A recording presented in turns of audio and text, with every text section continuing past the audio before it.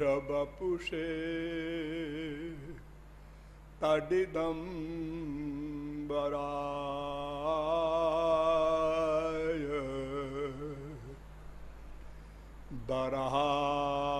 दरहावतंस परिपिच्छलसन्मुखाय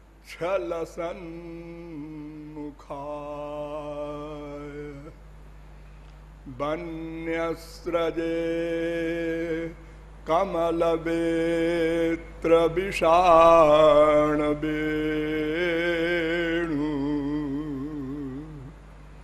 लक्ष्मश्रिये मृदुपदे पशुपांगजाय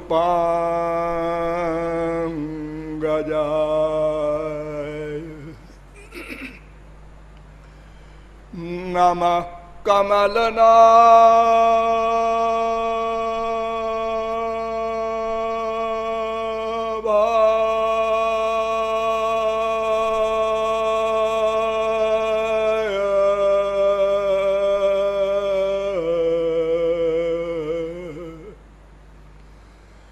नमः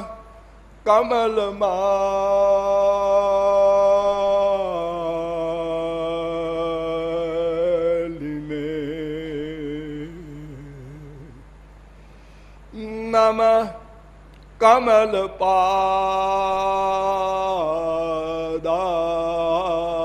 कमलपादाय नमस्ते कमले क्षण यो ब्रह्माणं विदधाति पूर्वं यो वै वेदांश्च प्रणोति तस्मै तद्वं हा देवमात्मबुद्धिप्रकाशं मुमुक्षुर्वै शरणमहं प्रपद्ये।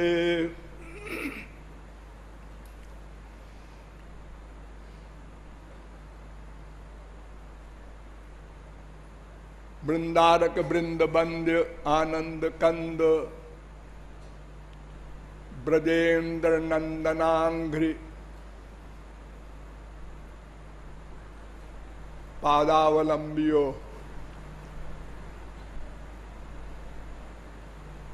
दैनिक नियमानुसार थोड़ी देर हरिनाम संकीर्तन कर लीजिए। पश्चात हरि भक्ति पर प्रकाश डाला जाएगा। भजो गिरिधर गोविंद गोपाला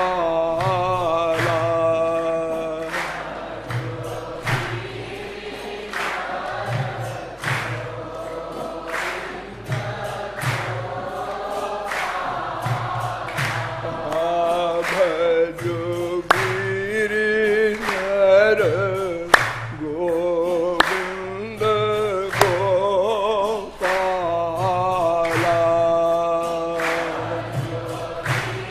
श्री राधे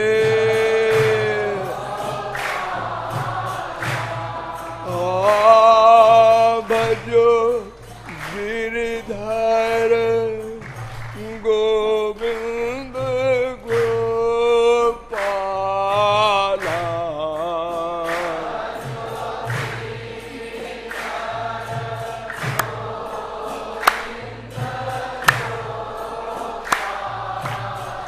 हरे भजो गिरिधर गोविंद गोपाला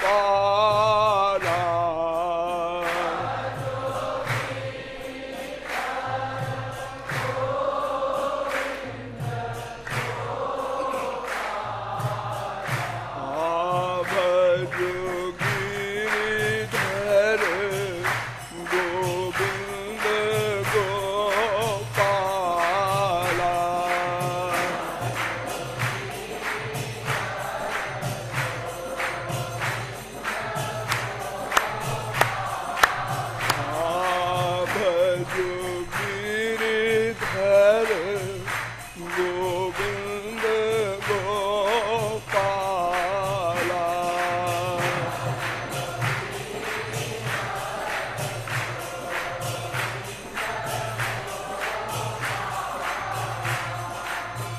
लाडली लाल की। अब आप लोग सावधान हो जाएं। पिछले प्रवचनों में मैंने आप लोगों को बताया कि विश्व का प्रत्येक जीव आत्यंतिक दुख निवृत्ति एवं दिव्य प्रेमानंद प्राप्ति को ही अपना लक्ष्य बनाकर अनादिकाल से प्रतिक्षण तैल धारावद विच्छिन्न प्रयत्नशील है, किंतु अनंतानंत जन्मों के प्रयत्नों के पश्चात भी अद्यावधि आनंद का लवलेश भी नहीं प्राप्त हो सका। आगे आपको बताया गया कि वो आनंद जिसे हम चाहते हैं वो भगवान नाम के तत्व का पर्यायवाची शब्द है, अर्थात एक भगवान है, उसी को आनंद कहते हैं। वो अनंत मात्रा का आनंद अपने पास रखता है, उसको पाकर ही हम अनंत आनंदमय हो सकते हैं। हमने यह भी बताया कि वो भी सनातन है, ये जीव भी सनातन है और माया भी सनातन है। और यह भी आपको बताया गया कि वो इंद्रिय मन बुद्धि से परे है, उसे कोई भी नहीं जान सकता, केवल उसी की बुद्धि से वो जाना जाता है। उसकी बुद्धि कैसे मिलेगी, इस पर विचार किया गया। शास्त्रों वेदों के सैकड़ों प्रमाणों के द्वारा आपको बताया गया कि कर्म ज्ञान भक्ति ये तीन मार्ग बताए हैं, वेदों में भी पुराणों में भी। इन तीनों पर विचार किया गया तो कर्म के विषय में तो शास्त्रों ने ये बताया कि उसका फल नश्वर है, स्वर्ग है, वो परिणामी है, एक दिन समाप्त हो जाएगा। कर्मणाम परिणामित्वाधाविरिंचाद मंगलम, 11वें स्कंद के 19वें अध्याय का 18वां श्लोक।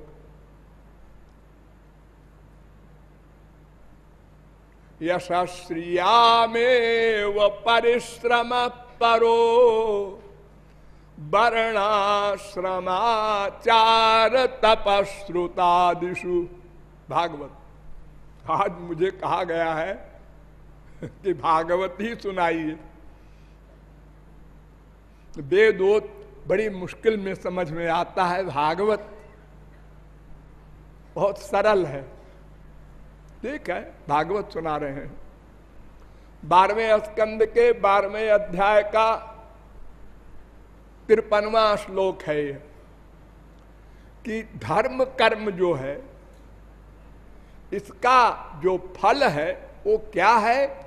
यश माने प्रतिष्ठा प्लस संसार का वैभव। अब वो संसार स्वर्ग का हो या मृत्युलोक का हो, आप जो चाहे मांगे, धन मांगे, पुत्र मांगे, तमाम संसारी सामान यज्ञादिक के द्वारा मांगे जाते हैं, तो ये सब तो नश्वर है, यहां सुख है ही नहीं। यहां के सुख से मुख मोड़ कर तो हमने भगवत तत्व ज्ञान की जिज्ञासा की, और इतने कर्म धर्म के कठोर नियमों के पालन के पश्चात भी हमको क्या मिलेगा? यश। यश यशास्त्रियामेव। और कर्मकांड में जो सबसे कड़ा कर्मकांड है वो है तपश्चर्या।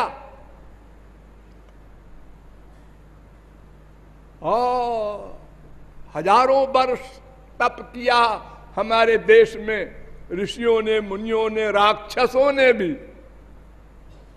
कुछ दिन फलाहार किया, फिर कुछ दिन खाली पानी पी के रहे, फिर कुछ दिन केवल हवा खा के रहे, फिर कुछ दिन हवा भी बंद कर दिया लेना, इतना कठोर तप। और उसका परिणाम क्या? यशस्रियामेव, यश और संसारी वैभव। वर्णादि धर्मम ही परित्यजंता स्वानंद तृप्ता पुरुषा भवन्ति। मैत्रेयी उपनिषद पहले खंड का 13वां मंत्र। वेद भी यही कह रहा है। हो, वेद क्यों आ गया? हाँ, तो कर्म धर्म का परिणाम नश्वर है, इसलिए वो त्याज्य है। और ज्ञान के विषय में आप लोगों को डिटेल में बताया गया कि ज्ञान का अधिकारित्व ही इतना कठिन है कि उसमें जो पहला शब्द है शांतो दांता उपरता तितिक्षु, ये शांत माने मन पर कंट्रोल हो तो ज्ञान मार्ग में चलना प्रारंभ हो। मैंने आपको बताया कि मन पर कंट्रोल तो बड़े बड़े योगी मुनि किसी के सामर्थ्य के बाहर है, कोई नहीं मन पर कंट्रोल कर सकता। ये कैसे कह रहे हैं कि पहले मन पर कंट्रोल हो जाए उसके बाद साधना प्रारंभ होगी? श्रवण, फिर मनन, फिर निधिध्यासन, फिर समाधि। और फिर आगे मैंने आपको बताया कि अगर हम मान भी लें कि कोई ऐसा अधिकारी मिल गया है 6 अरब आदमी में, तो जब चलने लगोगे उसमें तो पतन अत्यंत द्रुत गति से होता है। बड़े बड़े योगींद्र मुनींद्र का जड़ भरत आदि का उदाहरण देकर मैंने समझाया था, तब पतन हो जाता है उनका। ज्ञानम क्षरत ज्ञानी नाम चेतांसी, बड़े बड़े ज्ञानी भागवत के द्वारा भी आपको समझाया गया था। आरुह्य कृच्छ्रेण परम पदम ततः पतन्त्यधो, परम पद पर पहुंचकर फिर पतन हो जाता है। उसका कारण भी आपको बताया गया था कि पृथ्वी, जल, तेज, वायु, आकाश और अहंकार, ये 6 पर तो शासन कर लेते हैं ज्ञानी लोग, लेकिन इसके ऊपर है महान और उसके ऊपर है प्रकृति। इन दोनों को पार नहीं कर सकते, इसलिए पतन हो जाता है। विद्या माया को समाप्त नहीं कर सकते, इसलिए पतन हो जाता है। गुणावरिका माया को समाप्त नहीं कर सकते, इसलिए पतन हो जाता है। तो ज्ञानियों का भी मार्ग हमारे बस का नहीं। और अगर कोई ज्ञान मार्ग के द्वारा अंतिम लक्ष्य पर भी पहुंच जाए तो माया निवृत्ति ही नहीं होगी। क्यों? इसलिए कि माया निवृत्ति तो भगवान की कृपा से होती है। येषां स एव भगवान दयाये दनंता, जिस पर भगवान कृपा कर दें। ये भागवत का चैलेंज है। मामेव जे प्रपद्यन्ते माया में ताम तरन्ति ते, गीता का भी यही चैलेंज है। और निराकार ब्रह्म जो ज्ञानियों का आराध्य है वो तो कुछ करता नहीं। निर्गुण निर्विशेष निराकार ब्रह्म की परिभाषा है जो कुछ न करे, ना अच्छा ना बुरा, केवल पर्सनैलिटी है बस। तो जब कृपा नहीं करेगा निराकार ब्रह्म तो माया निवृत्ति कैसे होगी? शंकराचार्य तक ने माना। परात्व तच्छ्रुते ब्रह्म सूत्र के भाष्य में उन्होंने लिखा, तद अनुग्रह हेतु के नैव विज्ञाने न मोक्ष सिद्धिर भवितुमर्हति। भगवान की कृपा से जो ज्ञान मिलेगा उससे मोक्ष होगा। अपनी कमाई वाला ज्ञान तो माइक है, क्योंकि हमारा मन माइक है। हमने मन से चिंतन किया तत्वमसि, प्रज्ञानम ब्रह्म, अहम ब्रह्म, अयम आत्मा ब्रह्म, ये 4 महावाक्य हैं। इनका आज दिन रात चिंतन किया। चिंतन किससे कर रहे हो? मन से। वो तो माइक है। तो माइक मन का चिंतन परिणाम देगा माइक। बिना भगवान के दिए हुए ज्ञान के मोक्ष नहीं हो सकता।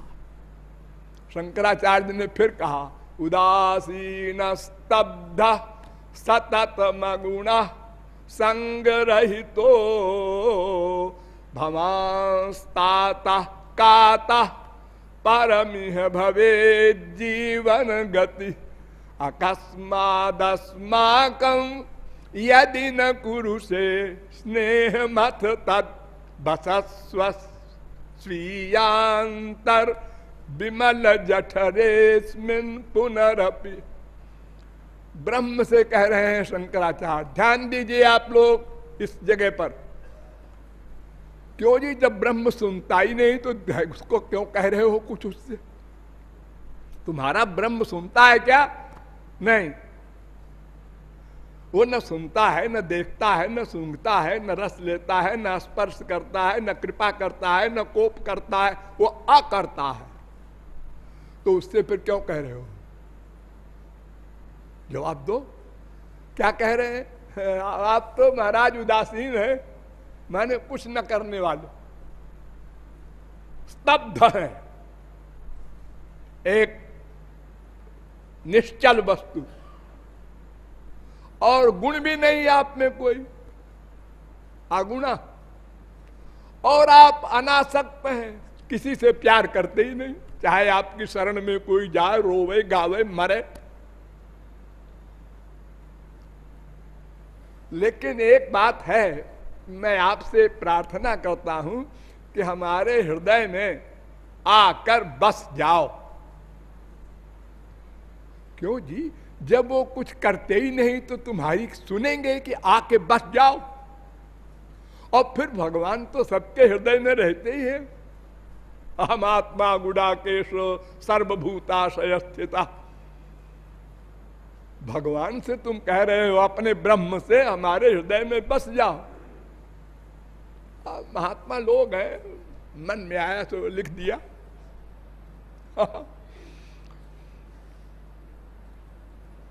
तो शंकराचार्य के मत से भी भगवान की कृपा से जो ज्ञान मिलता है उससे मोक्ष होता है। और भगवान की कृपा किस पर होगी? जो शरणागत होगा। तो पहली बात तो कि ज्ञान मार्ग का अधिकारी ही कोई नहीं। नंबर 2, अगर उस मार्ग में हम चले भी तो पतन होगा, क्योंकि आत्मज्ञान के ऊपर नहीं जा सकते और माया निवृत्ति हो ही नहीं सकती। और अगर शरणागत हो गया तो उसका तो लक्ष्य है मोक्ष, तो भगवान दे देंगे। भगवान तो बड़े आराम से दे देते हैं मोक्ष कि छुट्टी मिले हमको।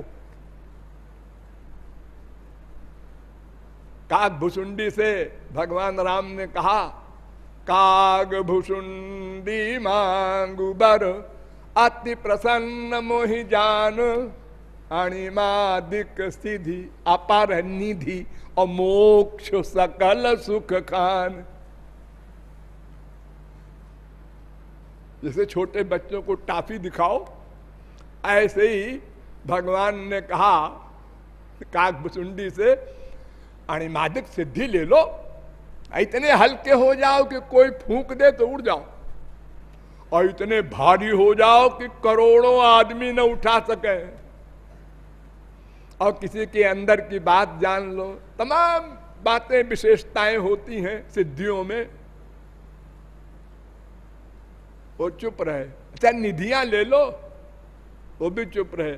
अच्छा चलो अब अंतिम चीज दे रहे हैं सबसे बड़ी, तो बड़े जिज्ञासा युक्त हुए काग भुसुंडी की सबसे बड़ी क्या चीज है? सब सुखों की खान, मोक्ष। मोक्ष माने संसार से छुट्टी, मोक्ष माने छुट्टी।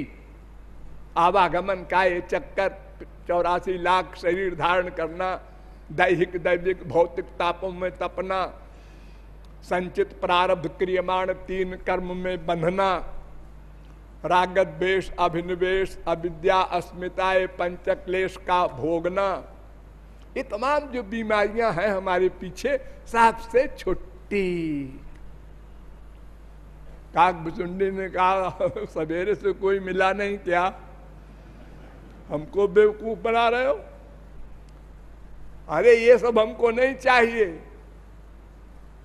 हमको अगर देना है तो अविरल भक्ति विशुद्ध तव, श्रुति पुराण जेहि गाव, जेहि खोजत जोगी समुनि, प्रभु प्रसाद को पाव।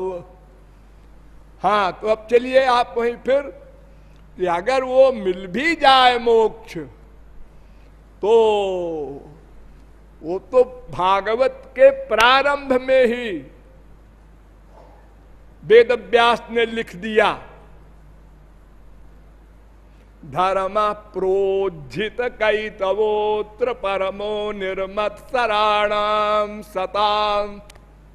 ये पहला प्रारंभ है भागवत का।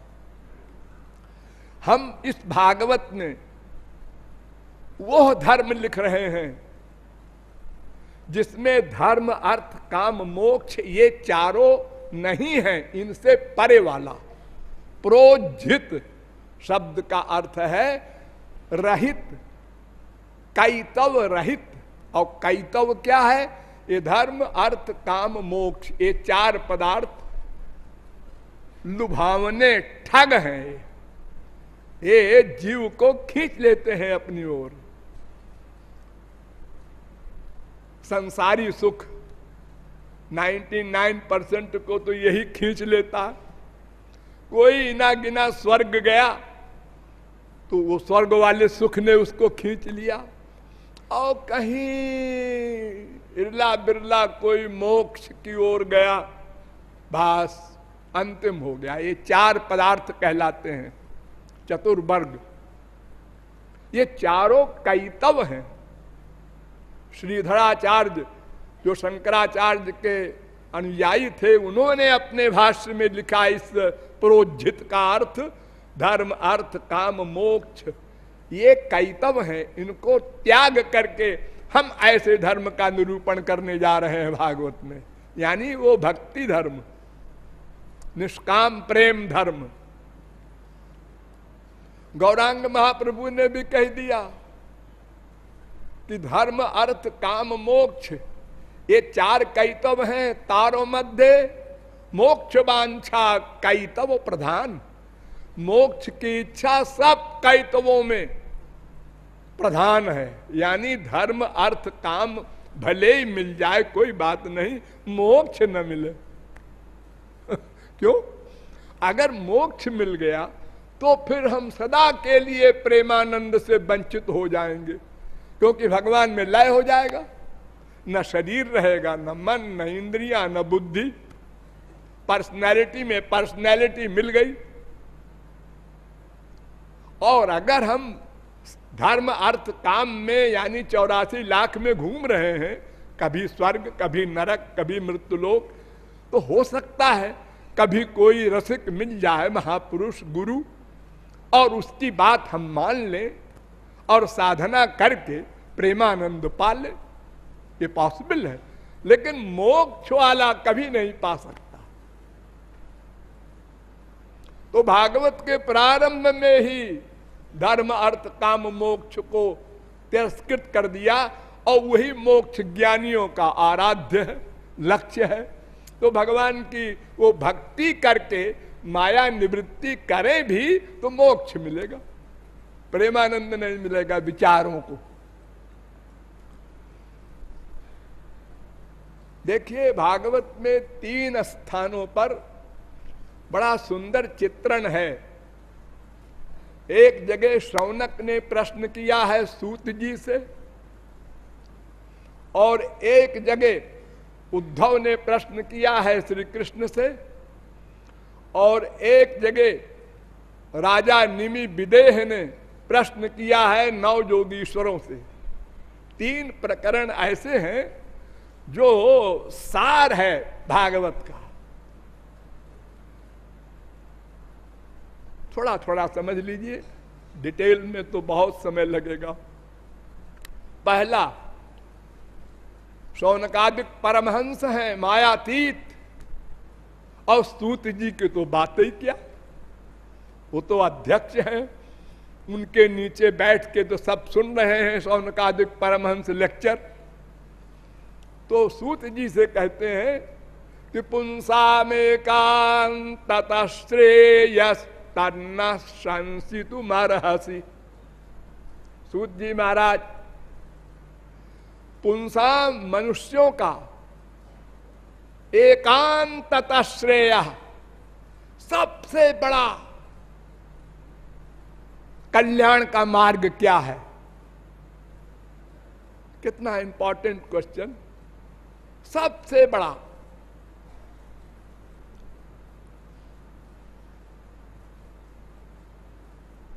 पहले स्कंद के पहले अध्याय का 9वां श्लोक।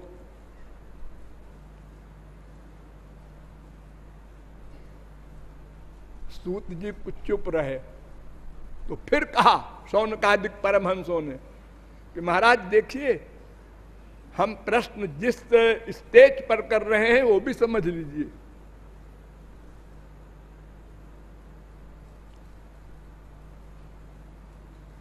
ये कलयुग है, और कलयुग में मंदासु मंद मतयो मंद भाग्याहुपद्रुता,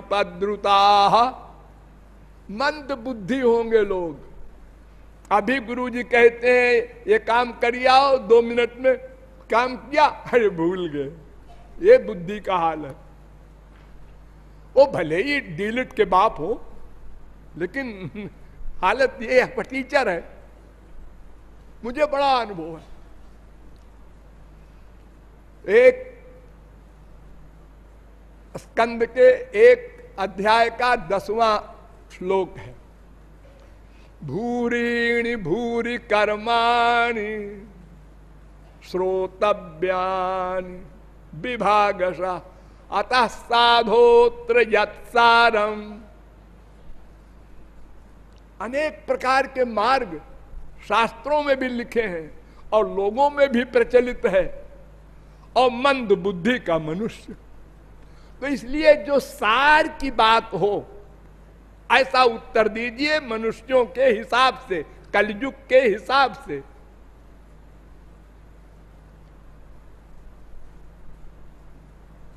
पहले स्कंद के पहले अध्याय का 11वां श्लोक। तो सोचा सूत जी ने कि ये तो बड़े बड़े मार्ग जो और हैं कठिन, उनके तो अधिकारी नहीं है कलयुग में कोई, इनको सरल मार्ग बताते हैं। तो उन्होंने एक श्लोक में उत्तर दे दिया, सवै पुंसाम परो धर्मो यतो भक्तिरधोक्षजे अहैतुक्य व्यवहिता।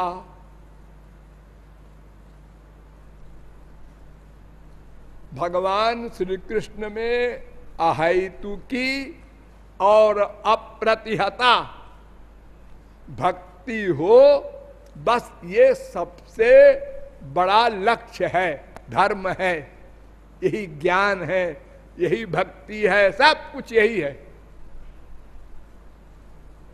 श्री कृष्ण में अहैतुकी भक्ति, अहैतुकी माने मोक्ष तक की कामना ना हो, कुछ मांगो नहीं। जहां मांगा वो अहेतुकी भक्ति नहीं रही, वो तो व्यापार हो गया। हमने 2000 रुपया दिया और उसने 2000 की साड़ी दे दिया, इसमें कौन सी कृपा? वो अहेतुकी भक्ति हो और अप्रतिहता, उसके ऊपर कोई हावी न हो, भक्ति के ऊपर ये ज्ञान और कर्म वैराग्य कोई स्वतंत्र हो। वासुदेवे भगवती, 2 चीज बड़ी इंपॉर्टेंट है, ज्ञान और वैराग्य। इसको लेके भागते हैं लोग, कि क्यों जी भक्ति करेंगे हम, वो ज्ञान वैराग्य के बिना क्या होगा भक्ति से? भक्ति तो अटैचमेंट है। अरे हम संसार से अटैचमेंट नहीं करते, भगवान से करते हैं बस।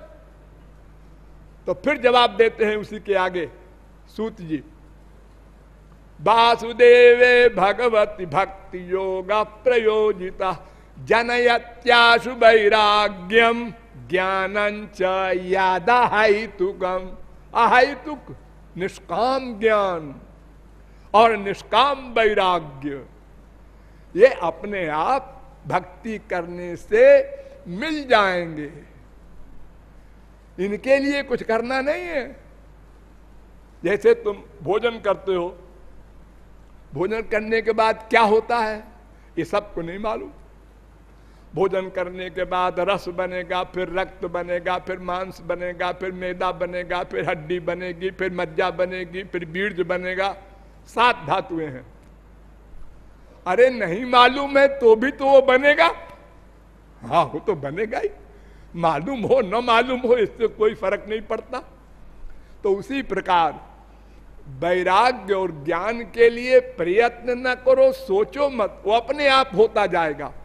जितने % आपके अंतःकरण का अटैचमेंट भगवान में हुआ, ये भक्ति, उतने % संसार से वैराग्य नेचुरल। अरे एक ही तो मन है। जब हमारा मन उधर लग गया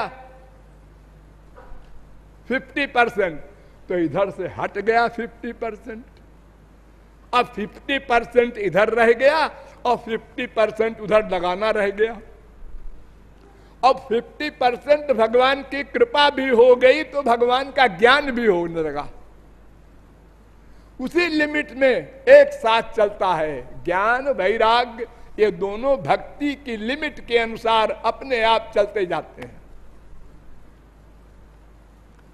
और अगर कोई धर्म इसके अलावा कहता है तो धर्म स्वनुष्ठिता पुंसाम विश्वक्सेन कथा सुया। अगर कोई धर्म श्री कृष्ण के नाम रूप लीला गुण धाम में अनुराग नहीं पैदा करता तो वह व्यर्थ है। पहले स्कंद के 2 अध्याय का 6वां, 7वां, 8वां श्लोक उत्तर हो गया। अब आगे चलो 11वें स्कंद में 14वें अध्याय में उद्धव प्रश्न करते हैं भगवान से। वो सबसे इंपॉर्टेंट है, बस उसको समझ लीजिए। फिर न वेद, न शास्त्र, न पुराण, न गीता, न भागवत कुछ नहीं पढ़ना है। इतना बढ़िया प्रश्न है। उद्धव कहते हैं बदंत कृष्ण श्रेयांसी बहूनि ब्रह्मवादिन तेषाम विकल्प प्राधान्य मुताहो एक मुख्यता। हे श्री कृष्ण, आप भगवान हैं, मैं जानता हूं। तो भगवान से बड़ा तो कोई और ज्ञानी नहीं है। भगवान तो या सर्वज्ञ, सर्वज्ञ है, वो सब कुछ जानता है। इसलिए आप ये बताइए कि हमारे यहाँ कल्याण के तमाम मार्ग बन गए शास्त्रों में। ये वेदांत है, न्याय है, सांख्य मीमांसा है, पतंजलि है, वैशेषिक है, क्षमत विमत, ना पुराण मत एक मत। पुराणों में अलग अलग मत है। एक कहता है शंकर जी से संसार बना, एक कहता है विष्णु से संसार बना, एक कहता है देवी जी से संसार बना। सब श्रुतिर्विभिन्ना स्मृतयो विभिन्ना नैको मुनिर्जस्य बच प्रमाणम। भंडार है। अगर आप लोग पढ़ लें सारा तो पागल हो सकते हैं। हाँ, अगर पागल होने से बच जाए तो कमाल है, बड़ी कृपा है आपके ऊपर भगवान की। तो महाराज ये बताइए कि इतने सारे मार्ग हमारे यहां क्यों बन गए? और अगर बन गए तो एक आदमी बेचारा जो इन शास्त्रों वेदों को नहीं पढ़ा नहीं समझा, तो वो क्या डिसीजन ले? एक बाबा जी आए वो ये बोल गए, दूसरे बाबा जी आए ये बोल गए, तीसरे बाबा जी आए ये बोल गए। सुनने वाला कहता है क्या है इसमें सही भाई? ये कौन से बाबा की बात सही है? और कंफ्यूजन हो गया। न सुनते तो अच्छा था। और ये अगर इतने मार्ग किसी कारण से बन भी गए तो इसमें क्या सब सही है या कोई सही है और क्यों? कितना बढ़िया प्रश्न है, सब समाधान हो जाए एक प्रश्न से। भगवान ने उत्तर देना शुरू किया। उद्धव सुनो, कालेन नष्टा प्रलये वाणीयं वेद संगीता मयादौ ब्रह्मणे प्रोक्ता धर्मो जस्यां मदात्मका। मैंने तो एक धर्म बताया था उद्धव, एक मार्ग बताया था, लेकिन महाप्रलय में वो वेद भी लुप्त हो गया। फिर मैंने वेद को प्रकट किया और उसमें एक ही धर्म बताया।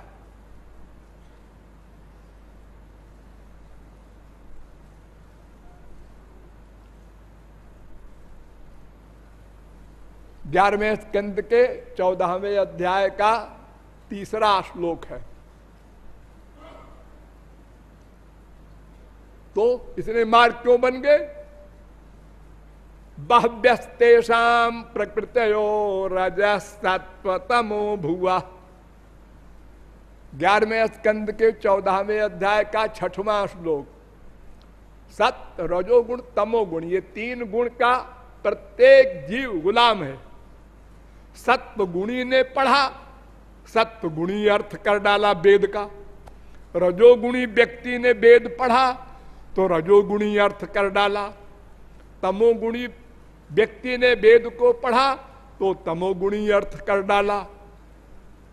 तो इस प्रकार अनेक मार्ग बन गए। हाँ, और इसके अलावा मेन बात समझो उद्धव कि मन माया मोहित धिया पुरुषा पुरुषर्षभ श्रेयो बदन्त्यनेकांतम यथा कर्म यथा रुचि।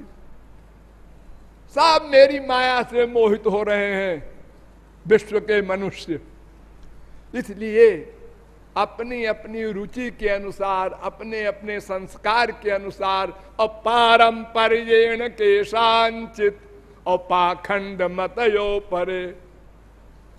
अनेक कारण हैं जिससे अनेक मार्ग बन गए। 11वें स्कंद के 14वें अध्याय का 9वां श्लोक। उदाहरणार्थ, धर्म में के यश्चान्य कामम सत्यम श्रमम दमम केचित यज्ञ तपोदानम व्रतान नियमान जमान। 11वें स्कंद के 14वें अध्याय का 10वां श्लोक। कुछ लोग कहते हैं वर्णाश्रम धर्म का पालन करो, कुछ लोग कहते हैं अरे नाम कमाओ, क्या चक्कर में पड़े हो धर्म वर्म के। कुछ लोग कहते हैं इंद्रियों पर विजय प्राप्त करो, कुछ लोग कहते हैं मन पर विजय प्राप्त करो, कुछ लोग कहते हैं यज्ञ करो, कुछ लोग कहते हैं तपस्या करो, कुछ कहते हैं व्रत करो, कुछ कहते हैं यम करो, कुछ कहते हैं नियम करो। मुंडे मुंडे मतिर भिन्ना।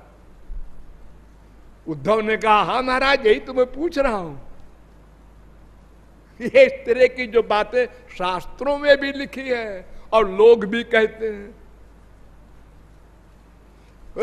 हाँ तो सुनो उद्धव,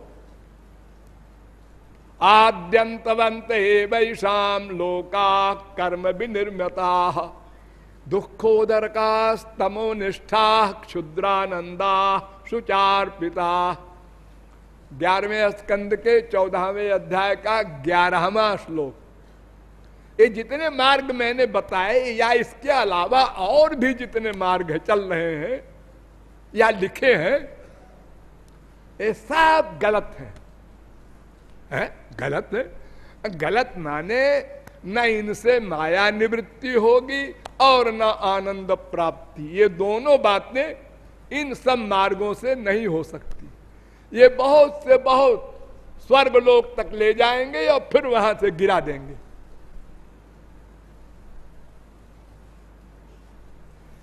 ये इनका फल आदि अंत वाला है। इनके परिणाम में दुख है, क्योंकि क्षीणे पुण्य मर्तलोकम विशंति, फिर नीचे आना पड़ता है उसको मृत्युलोक में। और इतना नीचे आना पड़ता है कि मनुष्य योनि भी न मिले।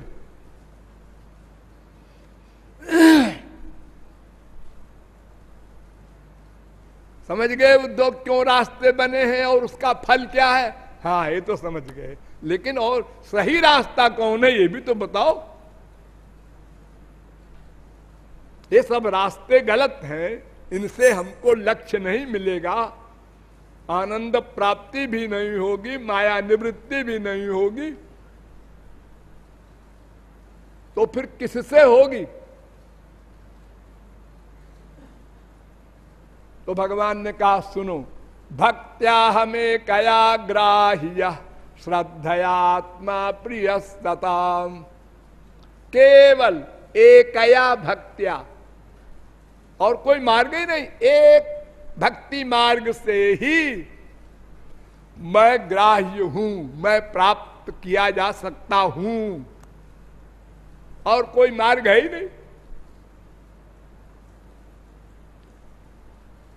और दो मार्ग जो बड़े इंपॉर्टेंट हैं वो भी सुन लो। धर्म सत्य दयोपेतो विद्या वा तपसान्विता। सत्य और दया से युक्त वर्णाश्रम धर्म, एक ये, और दूसरा तपश्चर्या से युक्त ज्ञान।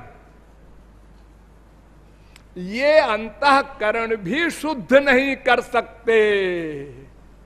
भगवत प्राप्ति आनंद प्राप्ति तो सपना है।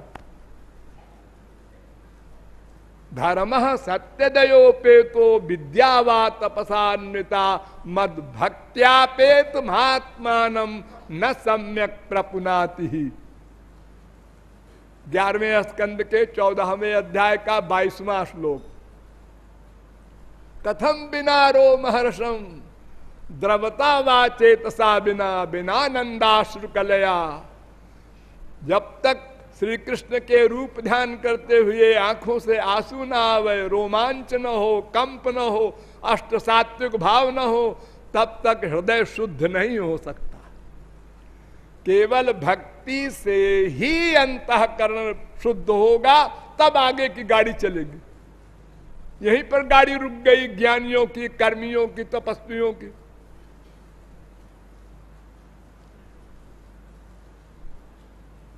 भगवान कहते हैं देखो उद्धव, न पारमैष्ठ्यम न महेंद्रधिष्ण्यम न सार्वभौमम न रसाधिपत्यम न योग सिद्धि पुनर्भवम वा वांछन्ति। जो ऐसी भक्ति करते हैं मेरी, वो चक्रवर्ती सम्राट का पद नहीं चाहते, सारी दुनिया का एक राजा, और स्वर्ग का राजा इंद्र पद भी नहीं चाहते, और ब्रह्मा का पद भी नहीं चाहते, और रसातल का भी, पाताल का भी आधिपत्य नहीं चाहते, और योग सिद्धियों को भी नहीं चाहते, और तो क्या मोक्ष को भी नहीं चाहते। साष्टि सामीप्य सालोक्य सारूप्यत्वम अप्युत धीयमानम न गृह्णन्ति बिना मत सेवनं जनाः।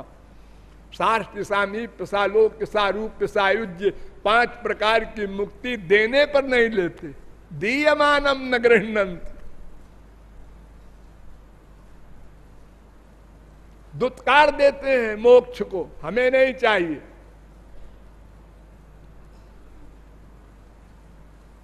11वें स्कंद के 14वें अध्याय का 24वां श्लोक। यथाग्निना हेममलं जहाति ध्वातं पुनः स्वं भजते च रूपम आत्मा च कर्मा नुषयं विधूय मद्भक्ति योगे न भजत्यथो माम। 11वें स्कंद के 14वें अध्याय का 25वां श्लोक।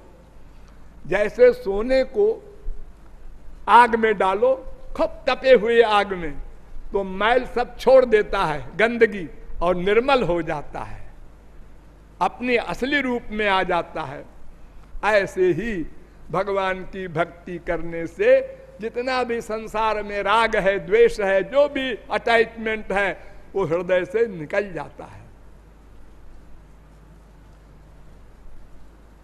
यथा यथात्मा परिमृज्यते सौ मत पुण्य गाथा श्रवणाभिधानैः तथा तथा पश्यति वस्तु सूक्ष्मं चक्षुर यथैवांजन संप्रयुक्तम। 11वें स्कंद के 14वें अध्याय का 27वां श्लोक।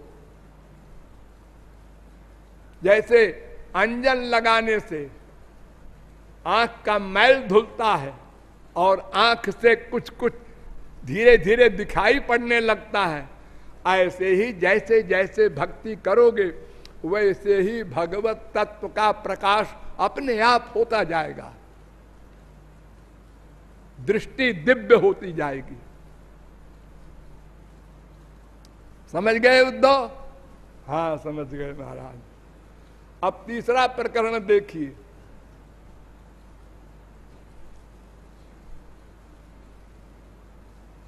स्वयंभू मनु ब्रह्मा के पुत्र, उन्हीं से आप लोग का नाम हुआ मनुष्य, मानव, मनुज।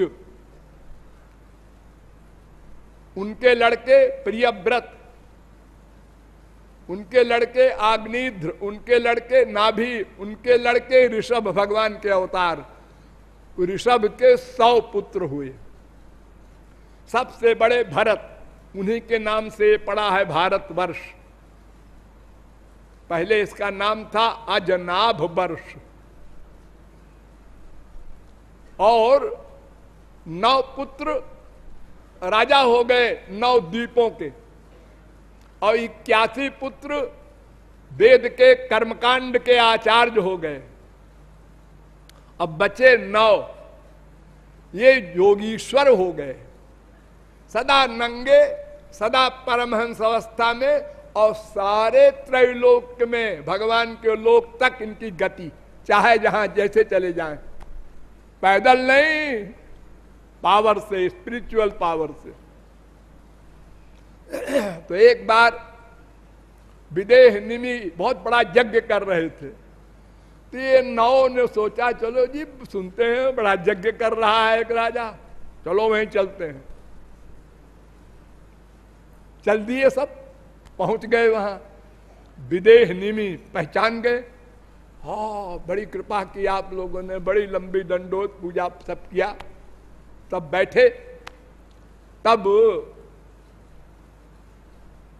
विदेह निमि ने कहा, योगीश्वरों से प्रश्न किया कि दुर्लभो मानुषो देहो देहिनाम क्षण भंगुरा तत्रापि दुर्लभम मन्ने वैकुंठ प्रिय दर्शनम।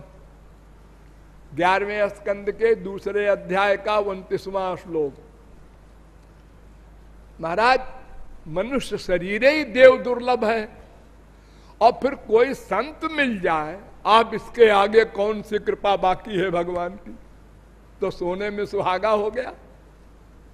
और अब भी न कल्याण करो तो फिर अनंत जन्म भटकोगे और आत्महत्यारे कहलाओगे।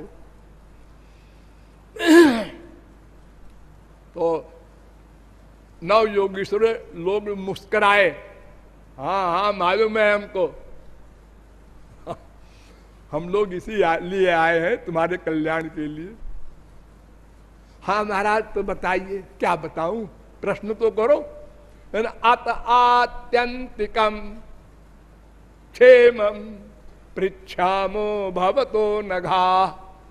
आत्यंतिक कल्याण क्या है? जिसमें पूरा कल्याण हो जाए, फिर अकल्याण ना आने पावे। अंतिम 11/2/31। तो महाराज धर्मान भागवतान ब्रूत यदि न श्रुतये क्षमम जयि प्रसन्न प्रपन्नाय दास्यत्यात्मानमप्यज। महाराज भागवत धर्म बताइए, यानी भगवान को प्राप्त करने वाला धर्म,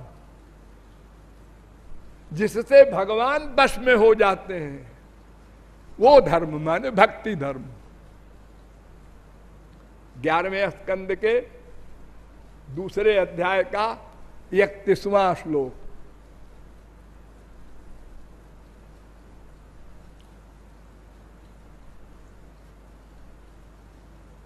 अब उत्तर दे रहे हैं।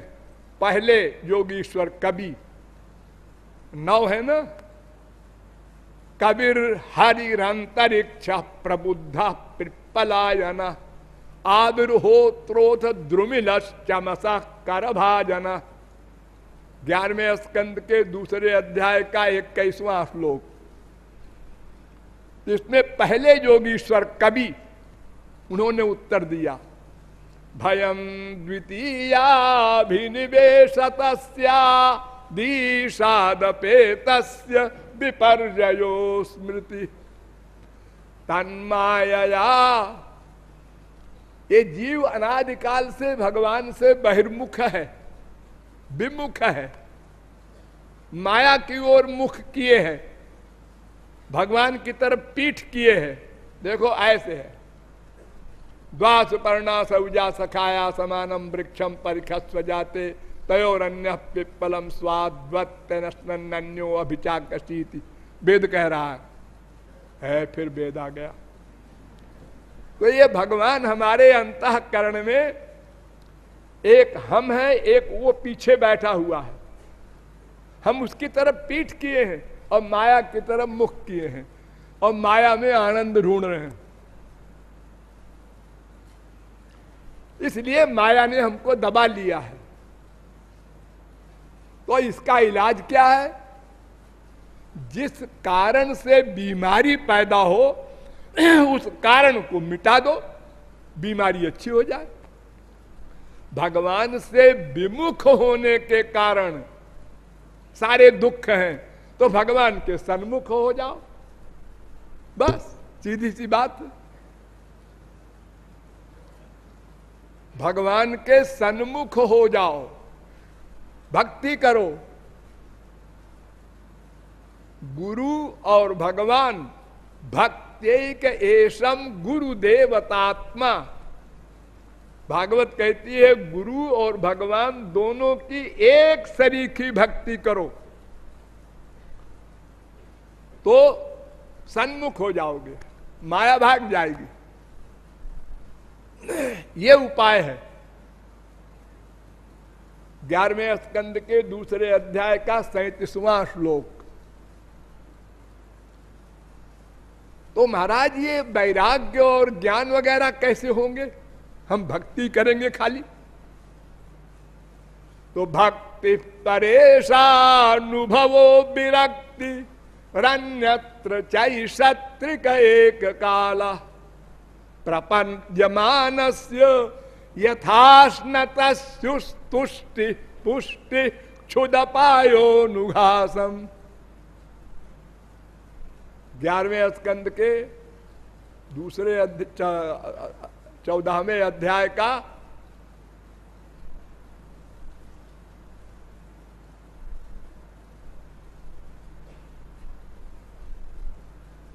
11वें स्कंद के दूसरे अध्याय का है, 14वें नहीं, 11वें स्कंद के दूसरे अध्याय का ये अंतिम श्लोक है। इसके आगे पे नहीं बोले वो कभी।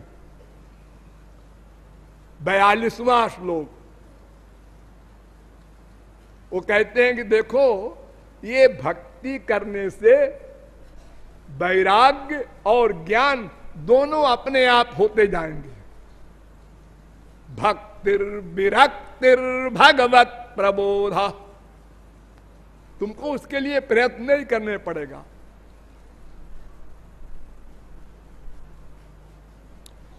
इत्यच्युतांघ्रिम भजतो नुवृत्या, जब श्री कृष्ण की भक्ति करोगे तो ये तीनों चीजें एक साथ चलेंगी, भक्ति, भगवत ज्ञान और वैराग्य। 11वें स्कंद के दूसरे अध्याय का 43वां श्लोक।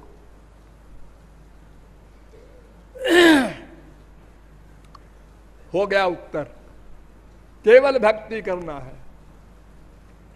अब देखिए भागवत में एक स्थान पर इतना सुंदर चित्रण है, भगवान स्वयं बोल रहे हैं, किम विधत्ते किमाचष्टे किमनूद्य विकल्पयेत इत्यस्या हृदयम लोके नान्यो मद्वेद कश्चन। कर्म क्या है, ज्ञान क्या है, भक्ति क्या है, ये मेरे सिवा कोई नहीं जानता। श्री कृष्ण भगवान कह रहे हैं, पढ़ के कोई नहीं समझ सकता, या तो मेरा जन कोई गुरु बतावे या मैं बताऊं।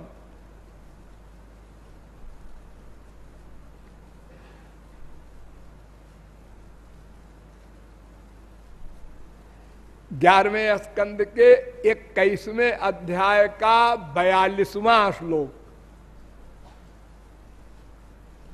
अच्छा तुम बताओ भाई, और कोई नहीं बता सकता। माम विधत्ते भिधत्ते माम विकल्प्या पोह्यते त्वहम। जो मेरे निमित्त हो वो कर्म, और जो मेरे ज्ञान का विषय हो वो ज्ञान, और जो मुझसे प्यार करे वो भक्ति। बस सारांश में गधा भी समझ जाए। और जो कर्म धर्म या ज्ञान का लेक्चर देते हैं वो सब गलत है। ये भगवान कह रहे हैं, यत् कर्म फिर यत् तपसा ज्ञान वैराग्य तश्चयत् योगेन सांख्य धर्मेण श्रेयो भिरितरैरपि सर्वं मद्भक्ति योगेन मद्भक्तो लभते जसा स्वर्गापवर्गम मद्धाम कथंचित यदि वांछति। अगर कोई ये तर्क करे कि जी आप भक्ति की बात करते हैं, भगवान का लोक मिलेगा और आनंद मिलेगा, हमको नहीं चाहिए, हमको स्वर्ग चाहिए। अब बताओ हम तो कर्म धर्म का पालन करें? ना ना, कोई जरूरत नहीं। इसी भक्ति से आपको स्वर्ग भी मिल जाएगा, इसी भक्ति से मोक्ष भी मिल जाएगा। अलग से प्रयत्न नहीं करना है। 11वें स्कंद के 20वें अध्याय का 32वां श्लोक और 33वां श्लोक। यानी जितने भी साधन हो सकते हैं विश्व में, उसका जो भी फल हो सकता है सब आपको भक्ति से मिल जाएगा बड़े आराम से। भगवान कहते हैं संसार मांग लो, अच्छा है हमको छुट्टी मिले, नहीं तो फिर हमको निरपेक्षम मुनिम शांतम निर्वैरम समदर्शनम अनुब्रजाम्यहम नित्यम पूये ये त्यंघ्रिरेणु भी। फिर हमको पीछे पीछे चलना पड़ेगा भक्त के। क्यों? उसकी रक्षा के लिए। अरे रक्षा वक्षा तो हमारे सर्वेंट तमाम करते रहते हैं, उसकी चरण धूल पाने के लिए दास बन जाते हैं भगवान। नारद जी ने 84 सूत्र बनाए तो एक सूत्र बना दिया, यथा ब्रज गोपिका नाम, 21वां सूत्र। जैसे ब्रज गोपियां थीं, ये प्रेम की पराकाष्ठा वाली स्थिति है, सब उनके नीचे हैं। ब्रह्मा, शंकर, सनकादिक, जनकादिक, शुकादिक सब गोपियों के चरण धूल चाहते हैं। तदस्तु में नाथ सबूरि भागो भवेत्र वान्यत्र तुहातिरश्चाम ये ना हमें कोपी भवज्जनानां भूत्वा निषेवे तव पाद पल्लवम। ब्रह्मा कह रहा है 10वें स्कंद के 14वें अध्याय का 30वां श्लोक, हमको ब्रज में कोई वृक्ष बना दो, पशु बना दो, पक्षी बना दो, ताकि गोपियों के चरण धूल मेरे ऊपर पड़े, और नहीं बन सका।